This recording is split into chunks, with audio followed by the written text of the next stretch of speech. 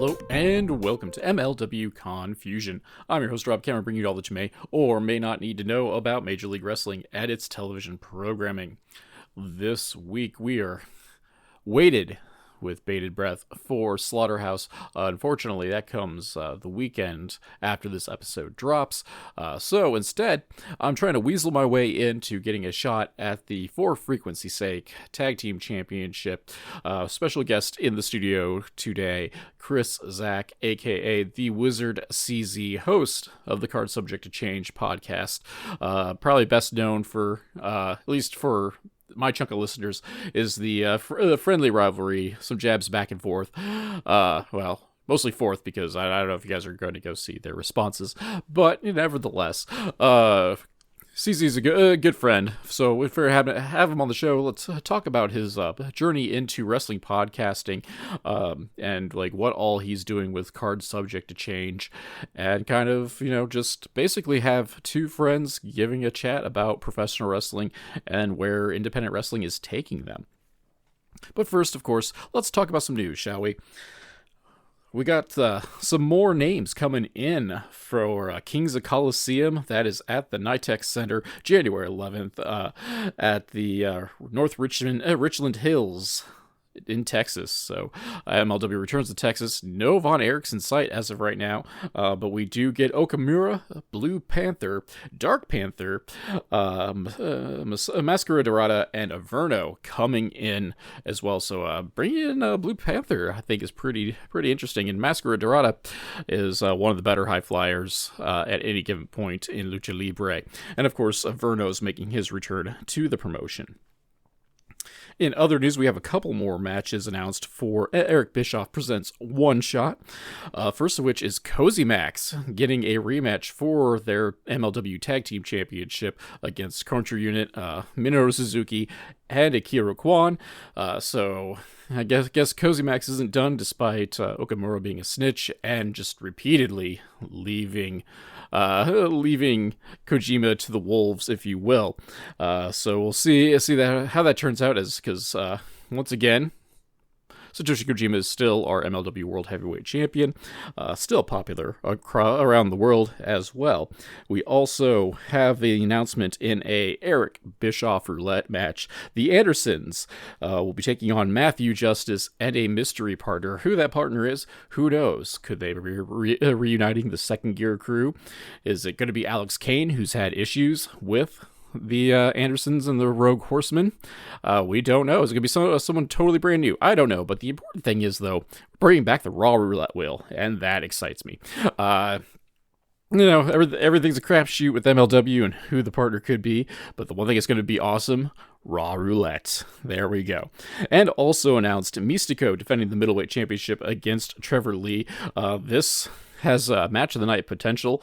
Hopefully they keep it shorter than the half-hour epics that Mystico likes to put on, and this is kind of a more TV live crowd friendly match.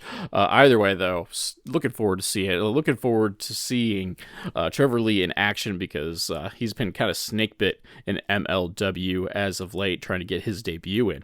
So, it's an interesting card shaping up for Eric Bischoff's One Shot. We'll see how that goes. That is December 5th at the Melrose Ballroom in New York City. So, all right, that's about all the news I got for today. So let's go ahead. Let's take a pause for the cause. Get yourself an energy drink, some WWE merch, or, even some coffee. And I'll be back with the Wizard CZ. Hey, folks. MLW Confusion's become a veritable hub of shopping and treats and all that sort of good stuff. Whether you need a sugar-free alternative to energy drinks in the form of Raise Energy, or maybe even, top-of-the-line ice makers, coffee machines, and other household appliances, or, well, let's go crazy, and you can even get WWE licensed apparel, all through my links section. All you got to do is wander down to the descriptor of this week's episode, check out the various links, click on them, and go shopping like you normally would. Heck, it's no difference. You just came in and just said Rob sent you. And that way, you can get the things you need, maybe even at a discount, and the podcast gets a kickback as well. So be sure to check out those links. Thank you very much for listening. Back to the show. And we're back, ladies and gentlemen. MLW Confusion special episode today. We have one half of the For Frequency's Sake Tag Team Champions, one half of the best wrestling podcast, period? Question mark? I don't know, you guys still doing that one? But anyway, the important thing is he is the wizard, CZ, one half of the Card Subject to Change podcast. CZ, how are you doing today? Man, I'm feeling good. I'm glad to be here. We're gonna make some magic, as I like to say, since I'm a wizard. So I'm excited. I'm glad you're having me on, Rob. Thanks for bringing me aboard. Had to do the extra work for this one. Got the extra hot tub of pizza rolls for the I, people who can't I who appreciate can't that. see. Like we'll have a clip. We'll have a clip on TikTok and possibly Reels, but then we're gonna be lame and do nothing but audio because I have a face for radio. I've got a voice for newspaper. If that makes you feel better. we're gonna be making people watch paint dry, baby. That's how we roll here. Yes. Yes, we'll start off with the snark too, just the stupid questions to let everyone know I'm a terrible host. But like, when are you and Nick going to defend the For Frequency's Sake Tag Team Championships? The second Tuesday of next week. Oh, sweet! It's like election day, right? Kind of one of. I mean, it's December, so it's not. Well, no, the That's second Tuesday. a The second. second Tuesday. Oh, yeah. Still like an election day. It's nebulous. It just may not exist in this timeline. That's Fair. just like election Very day. fair. I don't know. I thought Timothy Regal and I had a chance at it at the WrestleMania party, which I thought we did pretty well considering we've never teamed before. But powers that be, like you can't fight Booker Man, brother. No. And especially when we have our own tribal chief, Mr. Shout out to DJ Jarvis, he kind of calls the shots, and if he doesn't want us to defend, we don't defend. He's our wise man, so to speak. The Tito Santana excuse. I'm not dodging you. I wasn't booked. Exactly. And he was a babyface when he was saying that. That was the part that drove me crazy. I don't know if you ever familiar with the original American Wrestling Federation. Only vaguely. Like they brought back the round system, and yeah, it was a very much mixed bag because they only had like 2 wrestlers on their roster who had any experience with the rounds. Okay. And then like they just brought like for the most part like evidently used mob money to just like bring in a bunch of ex like WWF guys. Like Tito Santana was their world champion. Brought in Bob Orton as Tito's primary rival. You had tag team champs in the form of Tommy Rich and Greg the Hammer Valentine. And mind you, this is like 1994 to like 1996 is when the company was around. So you used to be able to get the DVDs of like the first like 2 or 3 television seasons on Amazon under the title of Warriors of Wrestling. But I wonder if that's still out there. I may have to take a look. I don't know. I haven't checked it all because I got my copy like years ago because I'm just like, whatever. It's like $10 for 4 DVDs or something like that. So like, Not whatever. Like I'll waste my money on this, and it wasn't a waste. It was thoroughly entertaining. And then got to see, since it was based out of Chicago, there was some guy like quasi local guys used as jobbers in the form of one of the myriad of Pretty Boy Floyds. There's like 3 Pretty Boy Floyds out there in wrestling, but like one is like quasi local to the area, and then Hubert Stinson, otherwise known as the Beast, was a jobber on there too. Okay. Doing his faux Abdullah the Butcher gimmick, except he was a jobber, so it didn't extra work. Of course. But diatribe aside, like we'll probably go into lots of these because we're both collective nerds, especially when it comes to like our olden wrestling stuff. But how did you get into the realm of professional wrestling? Where'd your fandom start? My fandom started in the quote unquote golden era of WWE. I am a big fan of the Mega Powers and that whole build to WrestleMania 5. Hulk Hogan was ultimately my hero for a long time in the wrestling world. I don't know that he is now, but that's neither here nor there. Followed him quite a bit. Kind of fell off after WrestleMania 5 for a short period and came back in. Really, my heart and soul is in the Attitude Era. that's where I really started getting into everything. The start of the NWO, the birth of Steve Austin, Degeneration X. That's where I really saw myself taking off as a professional wrestling fan. Were you a WWF or WCW guy for that period? I was a switcher. I'll Oh, be honest. okay. So I leaned more towards WWF, but I would watch both shows. And I remember growing up, I remember being in high school and WWE would air their show first, whether it's live or taped, didn't matter. And then WCW would have their rebroadcast immediately after. So I would be up late. I'd watch WWF and then I'd switch over and watch WCW. So I'd get both in one night. There you go. I would once Nitro went 3 hours. I would do that a little bit more. Like I would watch the first hour of Nitro and then switch over to Raw. And then my best friend wasn't allowed to watch WWE because it was too vulgar, and so like we would basically trade information from there. And then of course like I would try to watch I'd watch anything that like I had access to at the time. So like I kept up like via Saturday night and like Heat and all that sort of good stuff too. Right. Um, but but we'll piggyback this off of our appearances from the Joe Monroe show last week. Were you an NWO or DX? A little bit of both, honestly. I love the NWO and everything they did for the business, but once they started getting watered down and every other person on the roster was in the NWO, no. I really was a big fan though of. I mean, the original DX is awesome. I'm not going to discredit Sean Hunter, Rick Rude, China, but when the New Age Outlaws came in, I gravitated towards them. I love the New Age Outlaws, and just because of the intro as they're coming to the ring. Oh, you didn't know? It's easy to get hooked and get sucked into to everything they do. I agree. Like you can't go wrong with original DX, but I think original DX kind of worked just more because it was Shawn Michaels. Like that's kind of why people liked original DX. But I think like once the first reboot happened with X Pac and the Outlaws, like I think that then they kind of found like a proper spark of degeneration, if you will.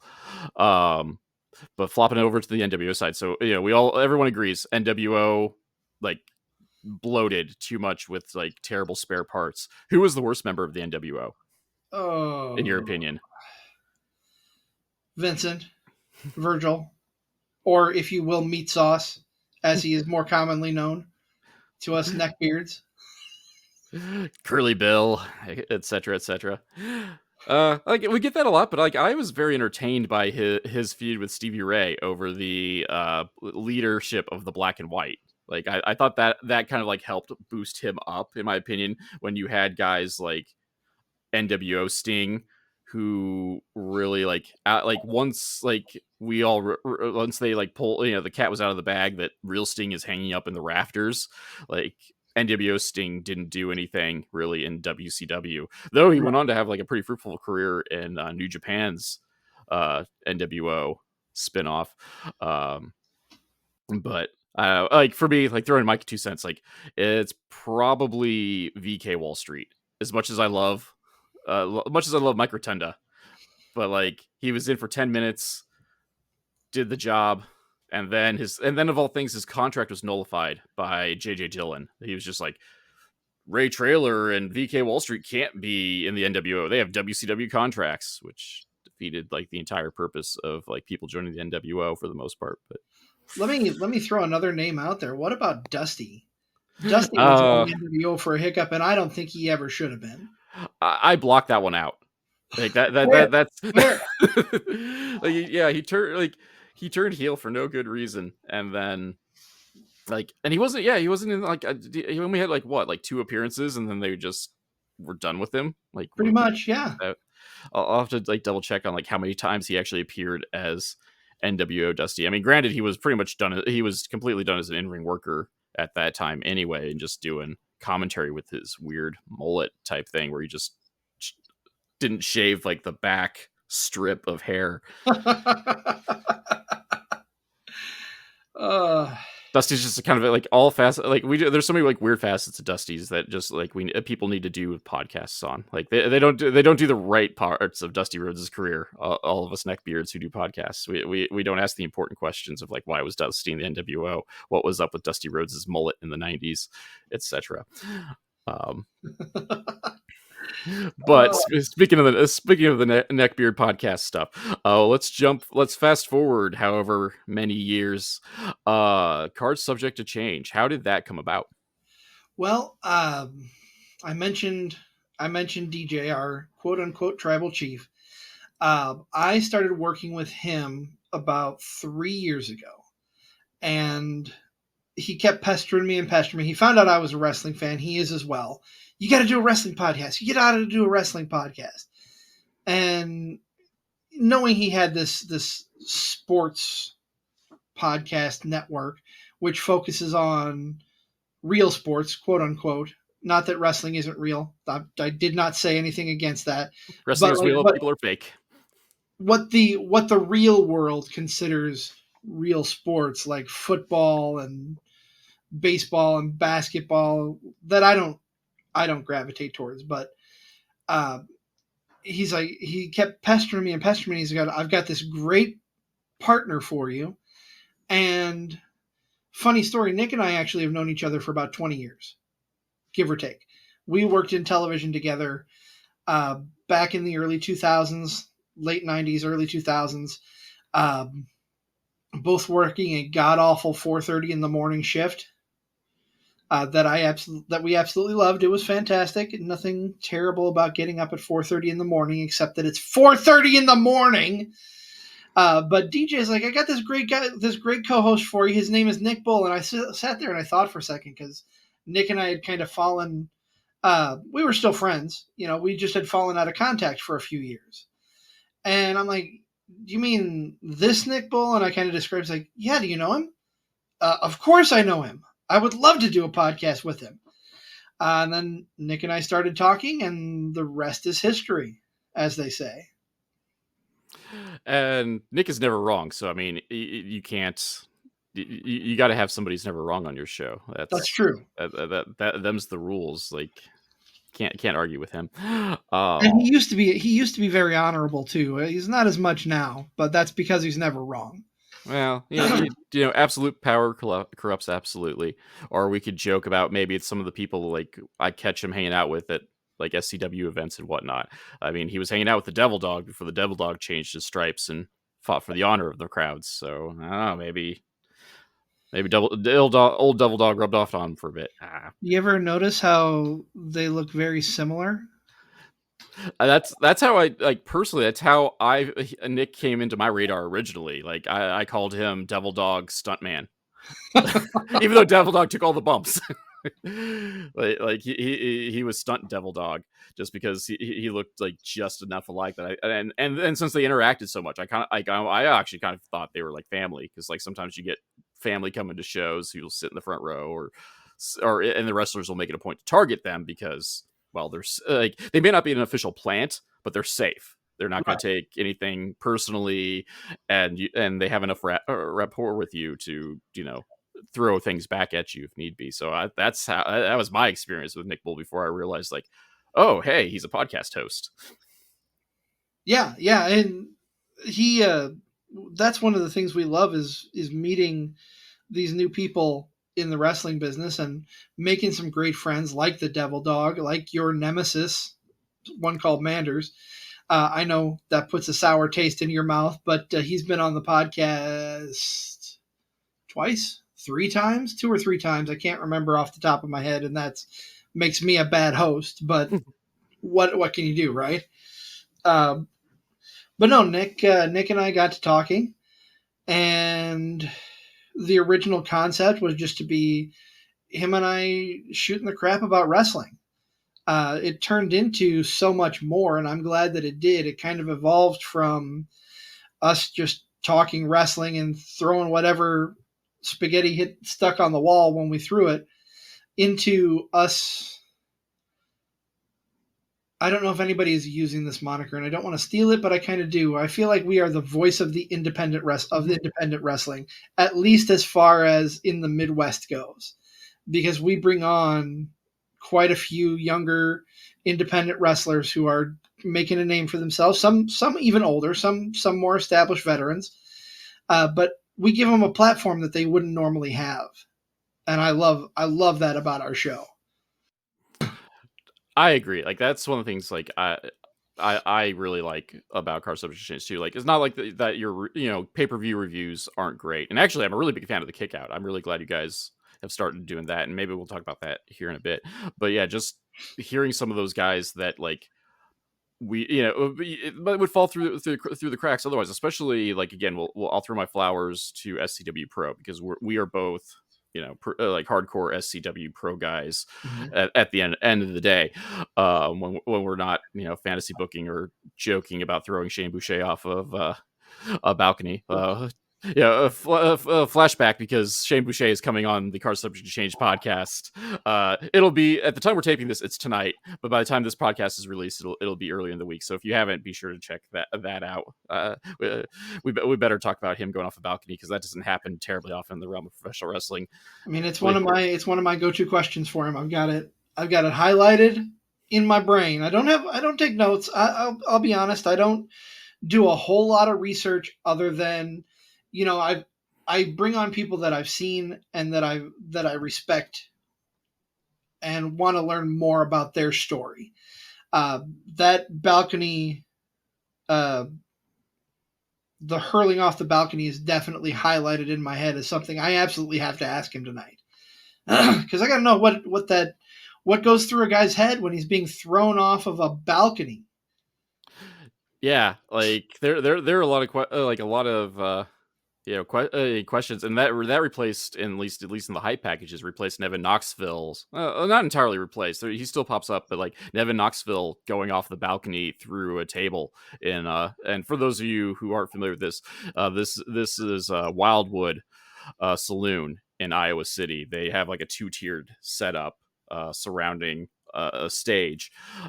So like once a decade or so, someone comes off the balcony into the ring, usually with disastrous results for somebody. But yeah, so Shane Boucher is the latest recipient of that, and he's coming on this Card Substitute Change podcast today. So, tonight as of the recording, because we're not time travelers yet. But you talked about bringing on indie talent, especially Midwestern indie talent. Like, where did you, and by proxy, Nick, kind of like decide like that's the direction you really wanted to go with it? Because so many podcasts like try to either just stick to wrestling reviews. Guilty. Like everything I say today is probably going to be I'm just as guilty of it. But I'm not this is a rare occasion. I'm not in the proper. I'm not the focus of attention in theory. But like go on one kind of like move on to like the interview process and getting away from just talking about wrestling, and then by proxy like the focus on say the indies. So it kind of happened organically. I will always give a shout out to Merrick Brave, who was our first guest on the show, first interview. That was my first solo interview on Card Substitute Change. Not my first solo interview ever. Talk about that later if we get to it. But we had him, then we had Crotch, and from there it just kind of was a spiral of, it seemed to flow better. It felt better. And quite frankly, we didn't want to review like Raw and SmackDown every single week. We didn't want to just focus on WWE and AEW. We wanted to hear about other people's journeys. So really once that ball was rolling downhill, it just snowballed and got bigger. And that's where we are now, where most of our episodes are interviews with reviews of major shows sprinkled in. Like, we have one more interview after tonight's interview with Shane Boucher as we record this before the end of the year. And then we're doing, we've got 3 review shows and 4 review shows. I forgot about the one at the end of the year. uh, 4 review shows, and then kind of an end of the year award show that we do. We're planning on putting out ballots for everybody to vote on our socials as to who they thought was the top male wrestler of the year, female wrestler of the year, so on and so forth. This will be the second year running we've done that.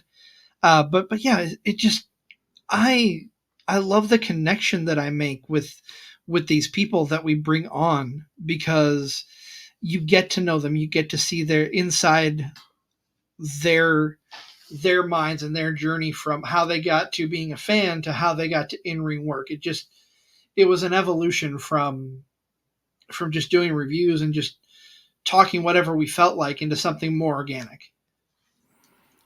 And like, I'll throw in kind of like my 2 cents in with my experience in it too. But like, I especially when it comes to like the indie talent, like I like kind of like being able to see the trajectory of said talent too, especially because both you and I do a lot of focus on the SCW, which is famously connected to the now WWE ID approved Black and Brave Wrestling Academy. So we see a lot of guys coming in, coming in at the very start of their career, and then being able to see kind of like where they've gone, like 1 year, 5 years, etc. down the road. Because I mean, we just like I'll put out JT Energy. Like, what a career like that guy's had. Just we'll say like character arc related, Yes. and then some of the other stuff he's done. Like that's just like crazy, go nuts. And now like he's kind of come and he's a regular feature on Card Subject to Change as well with Moment of Focus.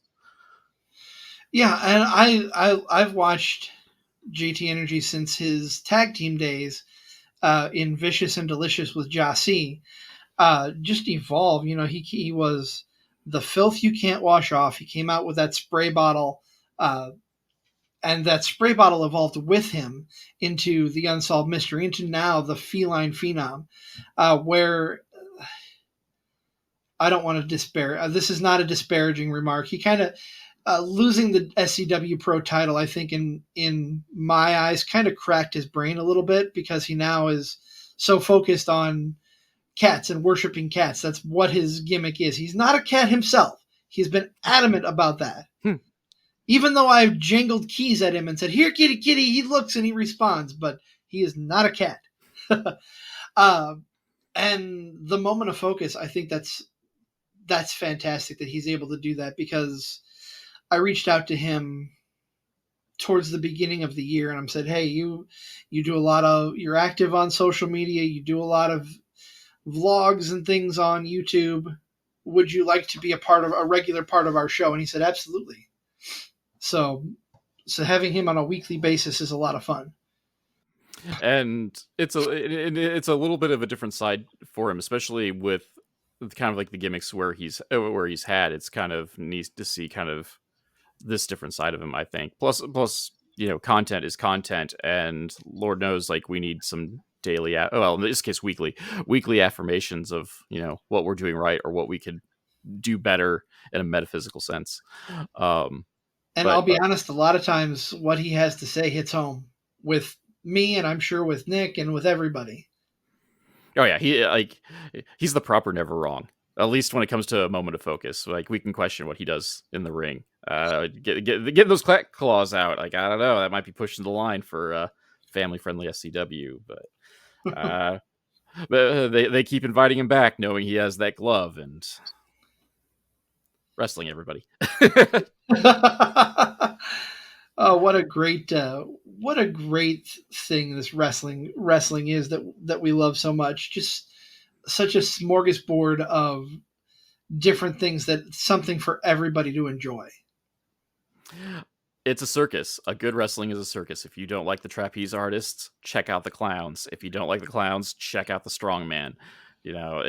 There's everything to be had, and especially in this day and age, there is no reason to hate watch something, because wrestling can be at your fingertips for pretty darn cheap, if not free. Yes. And that's a great point, because one thing that I always talk about off air with my friends and particularly with Nick is I despise this tribalism that has come about with the major companies, with AEW and WWE. There are people out there who say you have to be one or the other. You don't. You mentioned Joe Monroe earlier. I'll quote him: "Shut up and enjoy wrestling. That's what it's there for." Yeah, I'm not gonna lie. Like that's one of the reasons I almost never talk about the current WWE or AEW content like online. Like I do. Like don't get me wrong. I'm not like a super fan of either of the major promotions right now. Not gonna lie. But like when I do watch a Raw or if I do watch Dynamite or watch a pay-per-view, like I very rarely broadcast that online because someone's going to come in unsolicited even just like poop on it. And like dude, like poop on your own timeline. Like don't get me wrong, like I'm negative a lot, aka Manders slander, but I don't go on somebody else's timeline that I don't follow or anything like that and then bring someone down because of it. Like I just stick to Right. fouling up Manders' timeline or the SCWO or SCW Pro timeline on that stuff. So I mean, And be hypocritical, but one, that's why we do both. We review AEW and WWE to give them equal footing. But two, we're not saying one is better than the other. We're just giving our reaction to what happened during the shows. We're just out there saying, "Oh wow, this guy came back. That's fantastic. Look at that." Or, "Oh my God, it's Jungle Boy Jack Perry again. Why is he on our screen?" That's the worst we'll get. But uh, yeah, everyone's entitled to their opinion. But we like to give equal footing when we do our reaction shows for those big dogs for a reason, because tribalism sucks. yeah, it does take a lot of fun out of professional wrestling or any other sport for that matter. But this here is a wrestling podcast, and I have a wrestling podcaster here with me, so we'll focus on the wrestling part of it. But no, and on the other hand, like the byproduct of that though is kind of like by avoiding that, like again, like we kind of give the spotlight to independent wrestling, which is the past, present, and future of professional wrestling. 100%.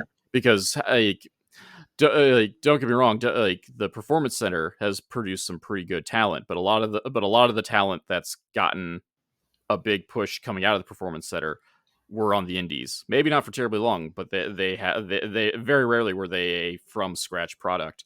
And then as of present time, like AEW doesn't really have a proper. They just flat out sign people from the indies or nab people from usually the Nightmare Factory, or excuse me, Nightmare Factory.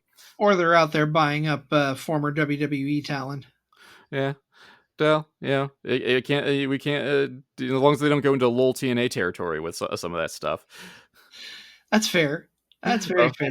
We're bringing Val Venus back to halt all the momentum Christopher Daniels had. Oh wait, Val Venus decided there was more money to be making in Mexico, so he's leaving right away after he killed Christopher Daniels. Great, but awesome. There's like most of the snark right there. We're going to question the decision making. We won't necessarily poop on the product, right? Exactly. But again, we do have like the focus on the independent talent. Again, but in your case, especially the Midwest. Really kind of like what like. You don't have to pull back the curtain too far, or but like kind of like what's kind of a deciding factor on like deciding like yes, that's a talent like I really want on the show. So there have been 3 or 4 people that have reached out to us, and Johnny Faith, Rika Wildley, both of those have reached out and asked us to come on, and I kind of did a little research on them. Saw, okay, these would be fun interviews, but honestly, it's a lot of it is people that I have met in person. So SCW Pro was our go-to for a long time, and we're doing our best to branch away. Not that we don't want to keep with SCW and bring more of their talent on. There are several people that we haven't had on that I want to talk to, but we are working on branching out and finding people who I've seen, Nick has seen. Like we had Mike Hartenbauer on, who is big in Dreamwave and in the Chicago area. If you haven't seen his work, it's fantastic. Go out of your way and look for it. I don't want to say I don't want to pick favorites. Picking a favorite guest or a favorite episode, as Nick said, is like picking your favorite kid. But one of one of the biggest gets for me was having Jake Christ on the show. I knew him way back when from the Irish Airborne days on in Ring of Honor, but he has been in TNA. He's a former TNA X Division champion. He's a former Pro Wrestling Revolver champion, which Revolver is another product that is just I've gone out of my way to watch as much as I can of. It's really just kind of a feeling out process as to who I think will be good and who's going to have the best stories. Have there been some misses? I won't say no, but everybody's had a really good story to tell that I've had on for the most part. It's just getting it to come out of them, getting that story to come out is sometimes not as easy as others, if that makes sense. I agree. Like again, no names, but like in my experience, like I've had interviews where I've come downstairs from my office, and my wife looks at me and she goes, "That didn't go well, did it?" And for a myriad of reasons, things cannot go well. And it might be all on me, it might be the guest. Like I'm not gonna bury anyone for it, because like it's like friendship, sometimes personalities just don't gel, man. And not that I'm the best guy in my field either. But I'll also like kind of to hijack things, like put over Jake Christ. Like Jake is amazing, and like I don't know if everyone's the same, but like he answered, like when I reached out to him, he answered me back like same day. like I mean, like which like I think is amazing to begin with, especially because like egos aside, like this podcast is isn't a huge nationwide success or anything like that, but for him to Right. like just come in and then be willing to and in his case, he's very much an open book. Like he'll talk about anything that the interviewer is pretty much willing to talk about. And like to put over your podcast too, like if there's an overlap in our fans, like they definitely got two different podcast experience or interview experiences, because Jake told totally different stories with you guys than he did with me. And like, and not that we couldn't have gone there, but like, time frames exist for a reason. Yes. But like, so like that, and that's also kind of the beauty of, listening around too. Cause like, again, like, yeah, we asked, I think you and I asked like two or three of the similar questions, but like I didn't cover his time in TNA at all. We ran out of time before we could talk about saving that dude from the car fire.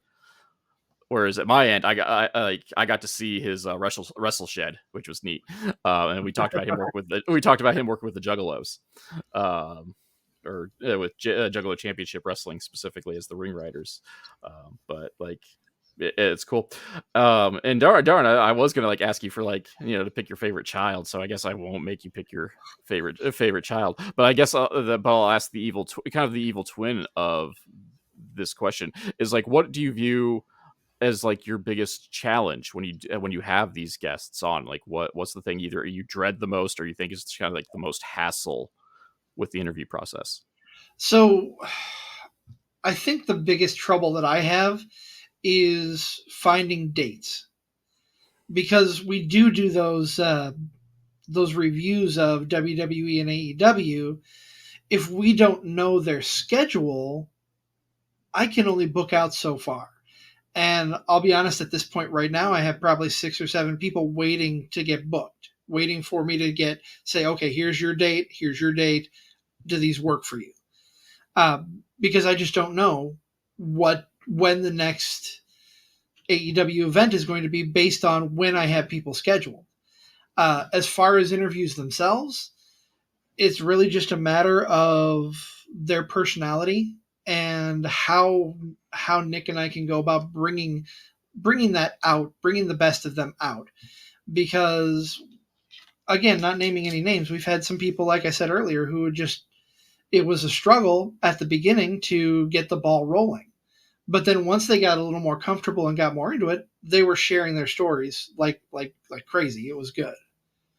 And I think that's something like that's a talent that has to like have water to grow too. Like, yeah, sometimes personalities don't match, but like it takes something. It takes a talent to be able to kind of get some of those out that are being more difficult, especially like we throw it out in the world of professional wrestling, where there's some guys that were never quite known for their mic skills or personality to begin with, but they got popular based strictly on their in ring work, which in the case of us podcasters doing interviews, like leads to some interesting moments in some way, shape, or form. Right. Or interesting questions like we were talking about Shane Boucher earlier. What did it feel like to get thrown off that balcony? I don't know anyone else that I could ask that question to.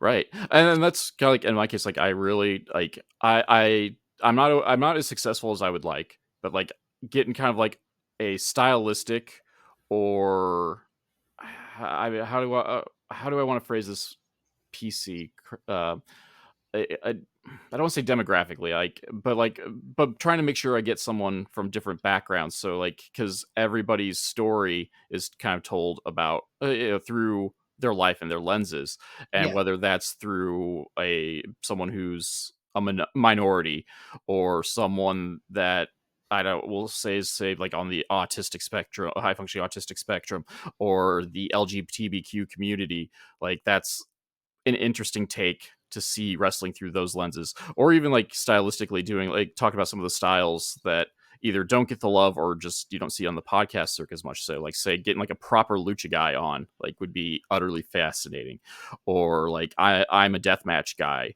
like so being able to kind of like talk death matches with someone I think is utterly fascinating, and I don't have near enough deathmatch folk on my podcast. We've had people who are not wrestlers on. We've had fellow podcasters. We've had commentators. Um, one of, without picking all-time favorites, one of my favorite guests, one of my favorite journeys is hearing from a photographer here who's big in the Midwest, and that's Clint Dye, because that gives such a unique perspective from being behind the camera lens, what it's like to take pictures and bring these events to life for people who maybe didn't get to go and see them live. And it's just like and it's just an unheralded story to begin with too, because like so many folks like within the business obviously just kind of started within the business. Like yeah, they may have an interesting story about getting into the business, but like we don't talk enough about like the guys like, and Clint Dye's like, I don't say like that's his career, but like that's his like very lucrative side hustle, if nothing else, is doing these wrestling related things. And like that's like just a story you don't get to hear about. Like yeah, we can nab like various announcers or other personalities, but you like yeah, you don't hear about that. And I think and like that's like by proxy like one of my favorite episodes you guys did, especially with interviews you guys done with someone who isn't, we'll call it, a name attached to it. Because like I'm also going to throw out like I really enjoyed your guys's like Rich Bocchini interview. Like anytime JT Energy shows up, like it's a good talk. Merrick Brave is very well spoken all the times he showed up as well. Just a name drop, name drop positives of folk. That way you don't have to pick a favorite. I could pick some of my own personal favorite, but you guys have like how many episodes down? Not kind of like 100, 100 and well, you gotta be like at 120 We're now, right? almost to 160. I think 160. I'm I off. think tonight will be 158. So We got one. you guys have been going for a bit and have talked to all sorts of people. Um, if you're willing to name names, I know you were reluctant to talk about your favorite episodes, but who are like, do you have any white whales that you're willing to talk about? Like, if people like for whatever reason, like you haven't been able to get on the show that you really want, and it just hasn't worked out yet. Oh, hands down, the top of my list right now is got to be Gringo Loco. He is such an amazing talent, and just getting a hold of him is difficult. I haven't been able to find a good email address to reach out to him, so I've tried through socials. Gringo, if you're listening to MLW Confusion, reach out to me at cstcpodcast2022 @gmail.com. Love to get you on the show. Uh, that'd be number one on my list. I would also love. He's not doing this Monster Hunter gimmick that he was doing for a long time, but I would love to hear Matthew Palmer's story. I think he has an interesting take on the business, and just learning about his journey would be, I think, a lot of fun. not just for me, but for our listeners. I agree. I mean, Gringo is finally starting to get some of his flowers on the scene, mostly thanks through GCW. But like, there's a reason he's called the Base God, and it wasn't just a name he gave himself. Like, he's very innovative lucha in terms of even just like how he allows people to kind of like, well, use moves off of him. And then yeah, Palmer is another guy like I've had on my periphery, and it hasn't worked out for me too, just because like he's done a little bit of everything in the business without a whole lot of recognition. And like I would like to talk to him in depth about the funnest match ever. For those of you who got to see that in Pro Wrestling Revolver, I believe it was Revolver Redacted. He got to have a match with Dan the Dad and Tyler Breeze, and it was billed as the funnest match ever. And I don't know if it was, but it was pretty darn close. I'm not sure which match I laughed harder at, which that match or the triple threat match. I can't remember which SCW Pro event was, but James Thomas versus Rip Studwell versus JT Energy for the World Championship. That one legit almost killed me because I was coming off a upper respiratory infection and then watched that match. And Well, you just like seeing people get hit in the nuts. My level of humor is not high to begin with, and then you throw it on like, and I'll play spoiler for everyone. Like the story, part of the story of the match in terms of the in-ring work was the fact that James Thomas was continuously hit in the nuts. It wasn't just a nut shot. It like everything that was done to him, like for almost the entirety of the match, was some variation of a nut shot, and just the way they kept finding ways to hit him in the nuts was Unique hilarious ways to me. too. Yeah. It wasn't just like, oh, we're just gonna run over there and punch him, or do the Ric Flair drop to knees and uppercut. Like no, like they're throwing out the old variations of the atomic drop.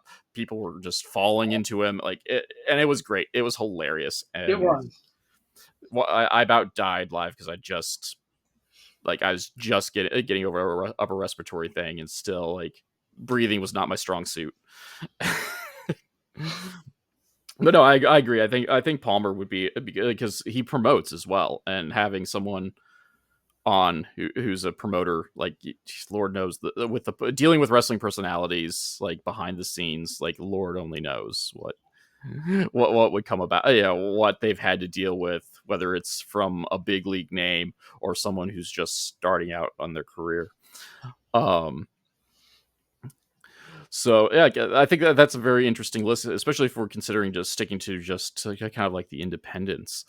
Um, and then by proxy, we'll kind of like focus, kind of like turn away from the interviews for at least momentarily. We'll probably come back because that's how we roll. The kick out. So how did the kick out come about? This was kind of my idea. I approached Nick. I'm like, I want to do something a little bit more, something that's a shorter content, uh, but something with a little more meat on the bone than just like a reel or a short that you see on TikTok, YouTube, wherever. Uh, and I preface this idea as we just pick a topic each week and we discuss it for 10, 15, maybe 20 minutes. And Nick was like, absolutely, that's what we had intended the show to begin with, to be at the beginning. I'm all about it. So that is not a live show. We do our live show Sunday nights or sometimes Sunday afternoons, depending on people's schedules. And then right after we record the kickout for middle of the week, give that extra content out there. I've had a lot of fun with that. I think we've had some really good topics, and Nick and I bounce off each other well. We always have. Which honestly, I have a list of topics that we kind of are keeping on the back burner as okay, we can't come up with anything. Let's see which one of these gravitates towards us. We have not used any of them yet because they just haven't grabbed us. But we're always looking for suggestions for kick out topics from fans, friends, whoever, because it's such a unique show. It gives us a chance to talk about, like the most recent one. We played off of WWE's inclusion of a pile driver for the first time in, I want to say, 11 years on WWE TV. So we talked about banned moves, which There are quite a few, and with good reason. A pile driver can be extremely dangerous if not done right. Uh, I think a move that should be banned across the board is the Canadian Destroyer, unless Petey Williams is doing it. But that's because it's overdone. No, pile drivers are my old man. One of my I have a handful, but one of my old man yelling at clouds opinions because it kind of upsets me that it's just a transition or and as much as I do enjoy the work of Orange Cassidy and Penta, them trading destroyers was ridiculous. Um, just because I can buy someone not being put down by a super kick because I don't know, you're tired or you didn't hit it flush on the chin or insert reason here. But a move where you're dropping someone directly on the top of their head, like in reality of the situation. And I know wrestling, is kayfabe brother, and it's an act, but you got to have an acorn of realism in there to drive the story, the narrative. And I Yeah, feel like if you're dropping someone directly on the top of their head, potentially compressing their vertebrae at best. This is not talking about concussions or broken freaking necks or whatever. I feel like that's yeah, I feel like that does a disservice to kind of what you're going for in some of the and promoting your move set. And everybody has a whole list of things they never want to see again for various reasons, good or bad. But no, I full on agree with that. Um, and not just the fact that like the Canadian Destroyer specifically, you're being dropped on your head. You are being flipped and dropped on your head. There's so much more momentum than just sticking a guy between your knees and falling back and dropping him on their head. You have the momentum of a front flip into being dropped on your head, and you just get up and walk away right after it. No, that's not believable to me. I'm sorry. yeah, full on agree. And then we can add extra layers to the onion. Again, we can have the trade off of destroyers between Penta and Orange Cassidy, or we can try to argue: did it really did it jump the shark when Ricky Morton started using it, or Virgil, Yes. bless his soul, start using it? When it became kind of a move to look, this old timer can still do it. It can still has it. Never mind that it takes a lot of coordination with your opponent to do, and Virgil's looked terrible, like it was a botched back body drop. And I mean, you look at just to other moves that have become kind of transitional moves. You mentioned the super kick. Shawn Michaels made you believe that someone was going to get their head kicked off. All these other people that are just doing the super kick, it's not as believable, and especially when you see it 1,200 times during a Young Bucks match. But I'll look at the DDT. Again, Jake the Snake Roberts made people believe that this was a legit killer move. And now it's just a transition to something else. And we could get on the soapbox counter argument of that, well, the point of a finisher is that specific wrestler does it the best, therefore as long as that wrestler does it, then it's not really a finish. And then we could again use the Young Bucks as example. You know super kicks aren't their finisher. That's just their gimmick. Super kick parties are their gimmick, and it's usually not a match. When they are forced to end a match, it's usually some variation of more bang for your buck, or the indie taker, Meltzer driver, etc., TK etc., driver etc. now.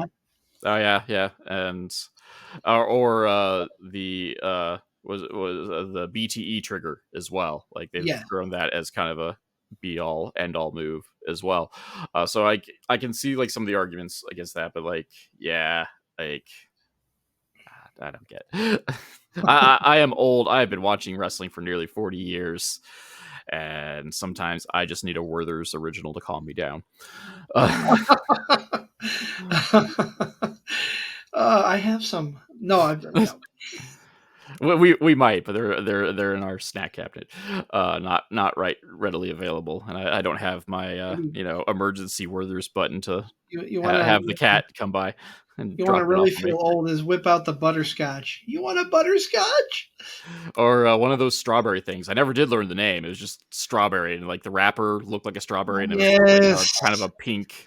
Like those were horrible. I actually do still enjoy them, but those go in every old person's candy jar. Though if I can get my hands on a Reason, like I'm usually a pretty happy boy in reality. Okay, yeah. Those at my age will pop my teeth out, and my teeth are real. Oh man.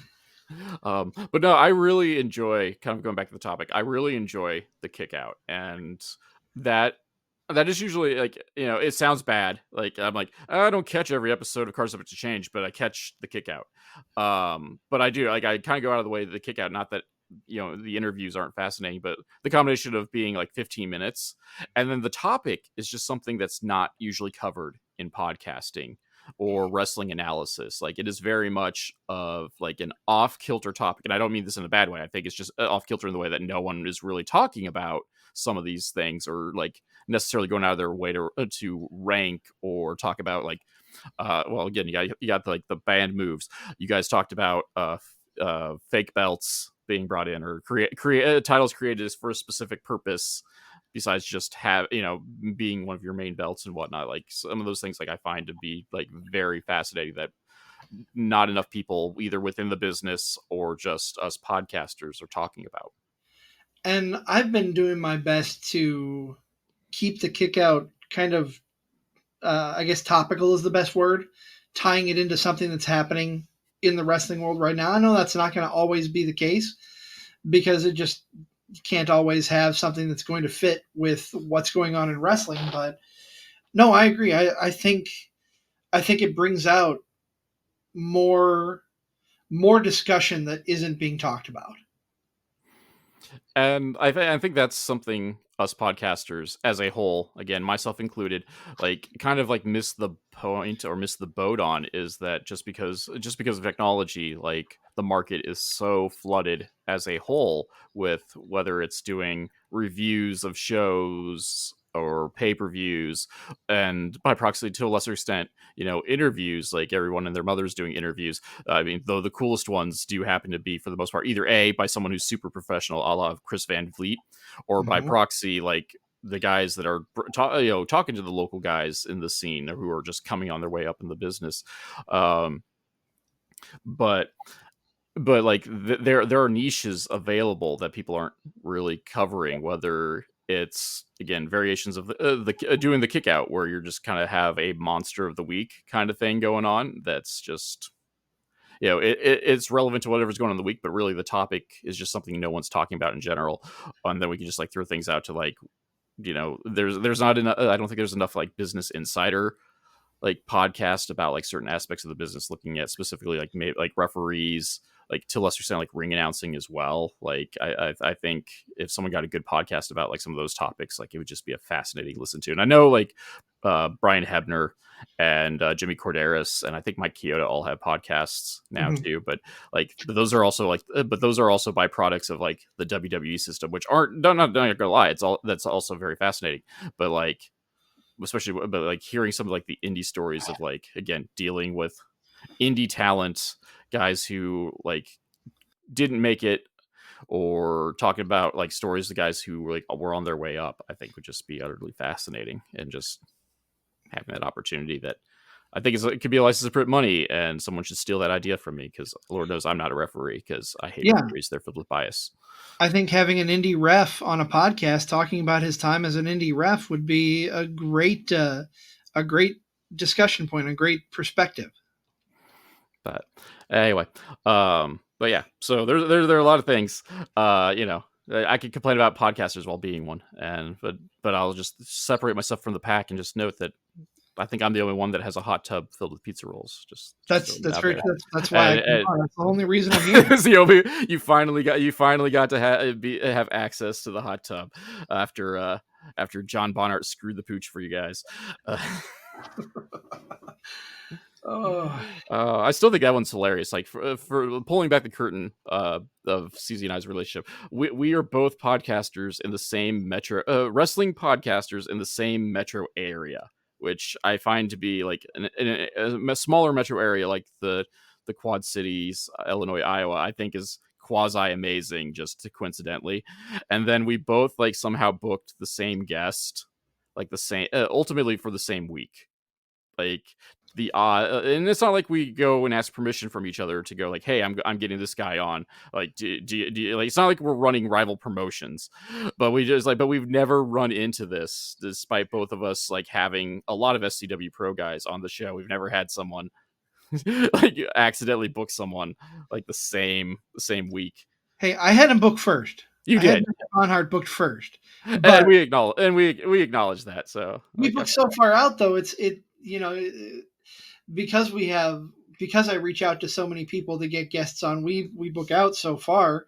We're covered through January and into February right now, which is why I've got so many people lined up saying, "Hey, I want to be on the show."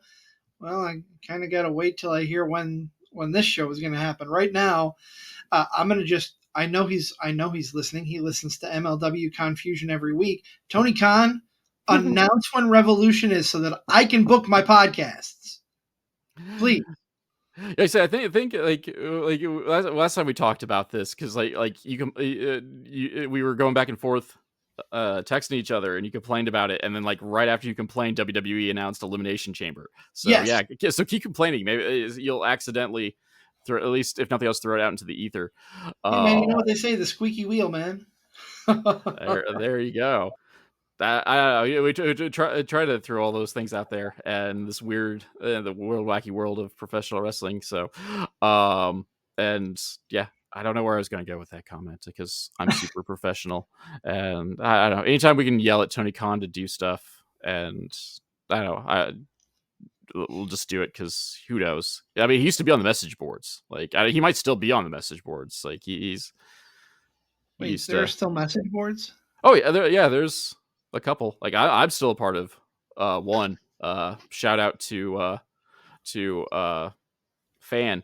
Um now that I'm on the spot, like where I am, like I can't think of its official name. But it's like official fan, like is like it's like on pro boards, like it's a like proboards.com/official fan, and go through there because they actually bother to break things down to 3 sections. So if I don't want to hear any WWE stuff, I can just stay in the not WWE section, and it's wonderful and magical. And but yes, there are still message boards. I mean, I suppose there's more Discord servers nowadays, but I'm old and I don't really Discord that well. I don't either. We may have started a Discord channel a year ago, but I've been on it for maybe 10 minutes collectively. Yeah, I don't know. I'm just trying to. I'm still just like I do TikTok, but I don't actually use TikTok recreationally. like it's like, oh, it's Saturday. I better throw up a clip from the podcast. Oh, I went to a wrestling event this weekend. I better supplement that with just a random chunk of match. Whoops. Um, but okay. Remembering my train of thought since we derailed so much. But like talking about like how you've been booked, you're booking so far out in advance, and just kind of like making the contacts. You've had the opportunity to do a couple of live shots like the last couple of months. Like how did that, like, we'll kind of maybe end on this. I don't know if there'll be tirades aside, but like how did that come about? And like, what is that experience like to do like a live podcast at like a for like a pre-show for a wrestling event? Oh, that was such a cool experience. Beginning of this year, I reached out to Jason Prentice and Brandon the Shank Eubanks, uh, who are the promoters for Absolute Pro Wrestling, one of the bigger pro wrestling companies in Iowa. Uh, Said, hey, we'd love to hear about APW. We would love to hear your guys' story. Can we have you on the show? And they came on, and it was just an instant friendship between the four of us. I'm not going to say what our exact Facebook Messenger group name is, but it has something to do with the number 4. And not Horseman, but something else. Not, but they approached us after they were on the show. Jason Prentice did and said, "Hey, we would love to have you do a live event or a live show before our event to help it up." I talked to Nick, and Nick and I were both absolutely. That sounds great. So I got a mixer for my Chromebook. Not a very good one. If you've listened to or watched our live shows, it turns itself off at random times. But it was a lot of fun because we got to have quick interviews with several people from their roster while we were at the event, while they were getting ready to go on the show. We had Jason Prentice reveal their new championship title live on our podcast the first time we were there. We had the current champion, Aaron Von Baron, interrupt Brandon the Shank Eubanks' time during our second show, where Zach Takis helped out when Nick was not available. Come in and just talk down to Brandon the Shank Eubanks and chase both Zach and Brandon off. Zach went one way, Shank went the other, and I was just sitting there flabbergasted because this guy's not a very, very tall, big. He's not a big, bulky guy, but he has an intimidating presence. So that was a unique experience. Just feeling a part of what they were doing. We are in talks about doing a third one, but the day they want us to do it, it's going to be weather dependent because it's in January. So we're not officially announcing whether we're doing that or not quite yet. That's fair. Weird and wacky weather. I mean, just in general, but Illinois is notorious for their blink and weather changes. Not even a blink. You could walk across the street and it'll be raining, sunny on your side. Oh, most def. Like that used to legit happen. I was from a small town, and so like it would rain in my neighborhood, and I'd go to my grandmother's house, and it'd be sunny, and did less than a mile. Like I think it's like 6-7 blocks between the two houses. It's amazing. But no, I think that's really neat. To be able to like just have that opportunity, and then like by proxy off of it, be able to have angles kind of like come to fruition, or like at least continue on the program as well. Yes. Especially because like you guys don't kind of deal in that realm terribly much as a whole of being like the breaking news kind of folk. It was definitely unique. The second one was when we got to be a part of an angle that was something I had never done before. So it was exciting, and I thought it was a lot of fun. I'm glad they let us be a part of it. Well, I look forward to the next batches. Like, hopefully I knocked loud enough for the mic to pick that up, but knocked on wood that the weather is decent in January, and see where this partnership kind of goes, and see what flowers out of it. Because, like, as I said, like that's kind of a big effing deal, especially for us smaller podcasts, to have that sort of backstage relationship, to just be able to do that. Because Lord knows I'm not broadcasting live from anywhere. And full disclosure, no one has asked either. Not that I have like good equipment to do it, and I'd have to like finagle something. But still, I think the closest thing I've done to reach out was to drink a bottle of vodka and then just throw out in the internet ether of the SCW Pro Challenge Series, MLW Confusion versus Card Subject to Change, best roster of wrestlers win over the course of the evening or whatever. But one of the handful of phone calls, Merrick Brave does not return. Oh man, it's disappointing because I've got some names that I could bring in. I know you'd hate me for it, but the top of my list has got to be Manders on our side since you guys have heat. Whatever, I'll just have Eric Esnight on my side, and well, that's fair. Eric won at Hawkamania Folk Hero, so I think Eric Esnight, the chosen champion, is the true Folk Hero of SCW Pro. I don't think I can argue with that at this point. But has Eric been to Japan? Has he been to Germany? Not yet, but his career is only at best half as long as the one called Manders is too. So that's fair. Like Manders was not doing that in his third year of wrestling either. And I'm not disparaging Eric as Knight. He's been on our show a couple times. He's a great young man, and I wish him the best in his career. I look forward to seeing where he goes. No, we're just tearing wrestlers at this point. That is all we were doing, ladies and gentlemen. I have in various forms have made my fandom of the Chosen, and by proxy my personal and professional disdain of the one called Manders very very very evident. And yeah, I also threw out there that he challenged me to a match, and then he never followed through with it last night too. Like I just walked out of Wildwood with him without him saying it word one about it. But He just was leaving that out there too. probably he may have been crying in his beer after he lost to Eric Esnight, though. I just assumed Eric injured him too badly, like for him to continue, and he couldn't bear any more failure, and yeah, had to nurse, lick his wounds, lick a beer, cry a wound. I don't know. Salt disinfects, right? That's how that works. I don't know. Something like that. Something like that. To be fair, I can't see Manders as a crier, so I misspoke there. But maybe he did get maybe he was too injured to compete later in the night for that match he challenged you to. Oh, I bet he cried. He failed in front of his hometown crowd, like a crowd that he bleeds black and yellow and black and white or black and red for.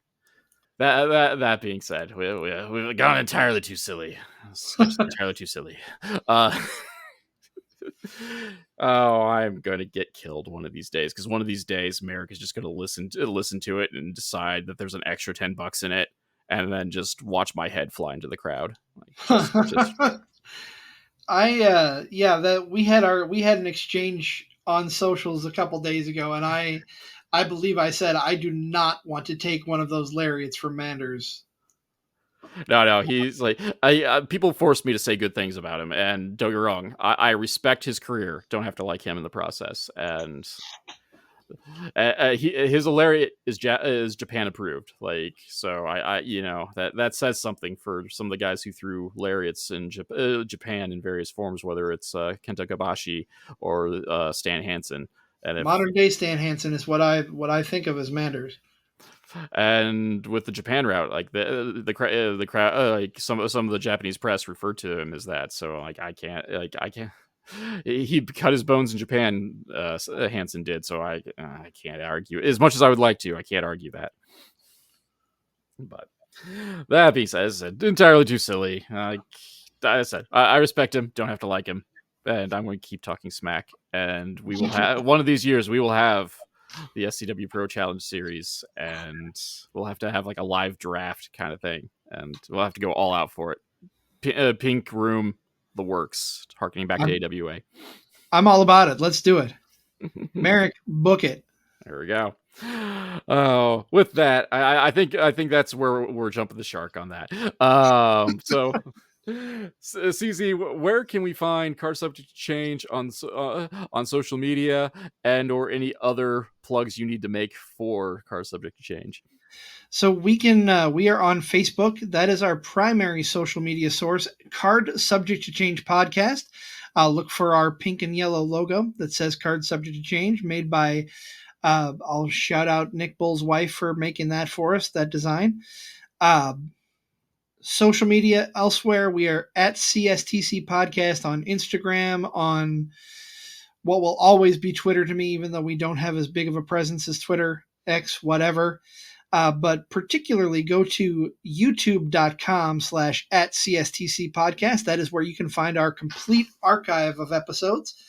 Some of them will be audio only with a video over or with a still overlay, and I apologize for that, but we did have a string of episodes early on where we were only doing audio. You can also find us on Spotify, Apple Music, or Apple Podcasts, but those do not have the full archive like YouTube does. For me, I am at the Wizard CZ on Instagram and X, Twitter, and you can also look up the Wizard CZ and find me on Facebook. I'll try to remember to throw a chunk of those links in the descriptor. That's one of my failures as a podcast host, but I'm getting better at that. But be sure to check those out. Check out Card Subject to Change and the Kick Out. I wouldn't have him on the show if there was like real an animosity between two Quad City podcasts. And both him and Never Wrong, Nick Bull do great work in terms of showcasing independent wrestling talent throughout the Midwest. So yeah, as I said, be sure to check them out for just something different in the realm of professional wrestling. But CZ, thank you for coming on. It was a blast to be able to talk wrestling and just kind of hear insights from a fellow wrestling podcaster. Hey, thank you for having me. I had a lot of fun. I'm glad we should do it again. Anytime, man. We'll have to trade off again. Yeah, and when we do our next panel show, look for an invite, I'm sure. So, all right, just keep me posted. Have a good one, man. You too.